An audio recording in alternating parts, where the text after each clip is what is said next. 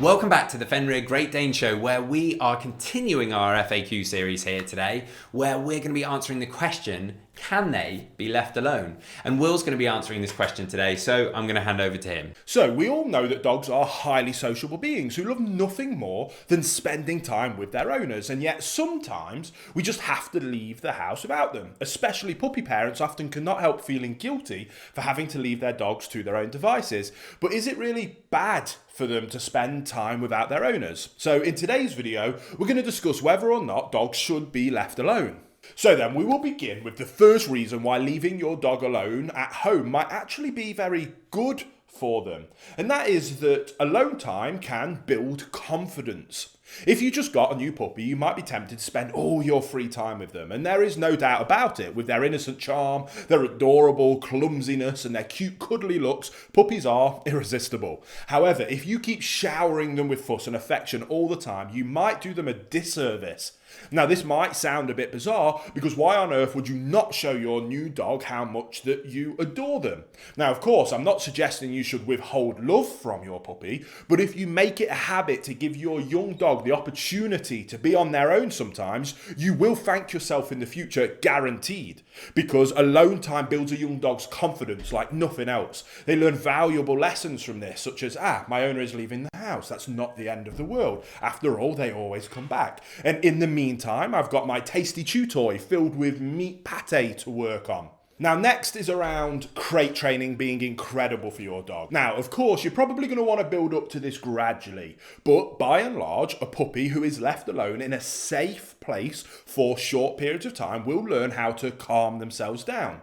To help you build up to a point where you can leave your dog loose in the house for several hours, and to help you do that, I highly recommend you get a crate.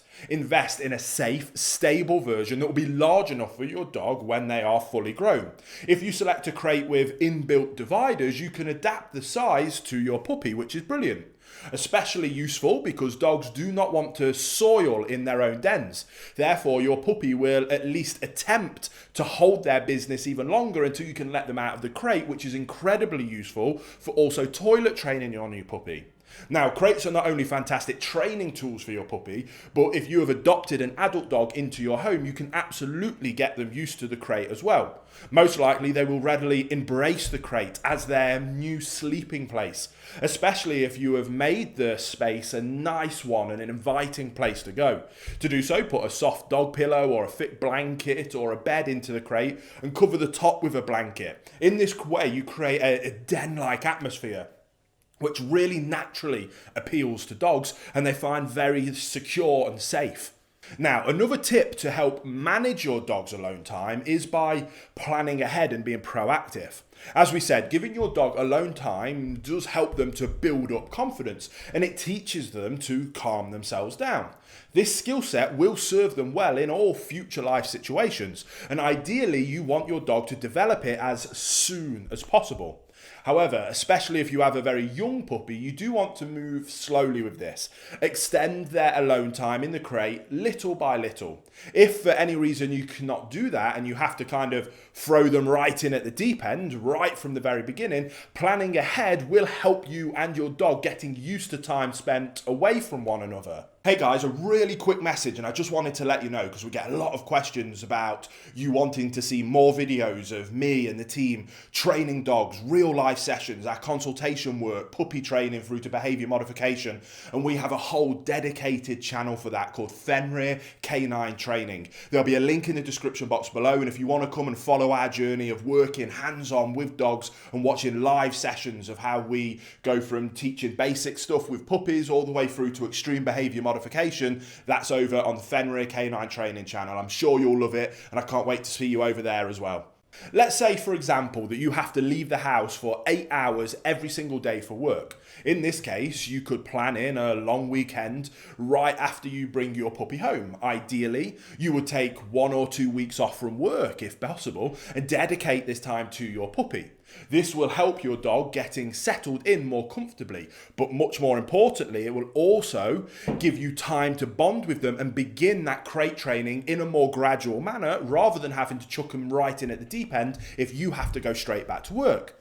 But eventually, you will have to return to your routine, and to avoid making this a traumatic event for your puppy, you can enlist help. For example, you can make arrangements for family members to come over once or twice a day, especially in those early days, to let your puppy out for the toilet, to help on toilet training, and just give them a little bit of interaction. You can keep this routine up at least for the first 2 months, then switch to maybe once a day if you were doing it twice a day, and that helps as the dog is physically able to hold on to their business for longer periods of time.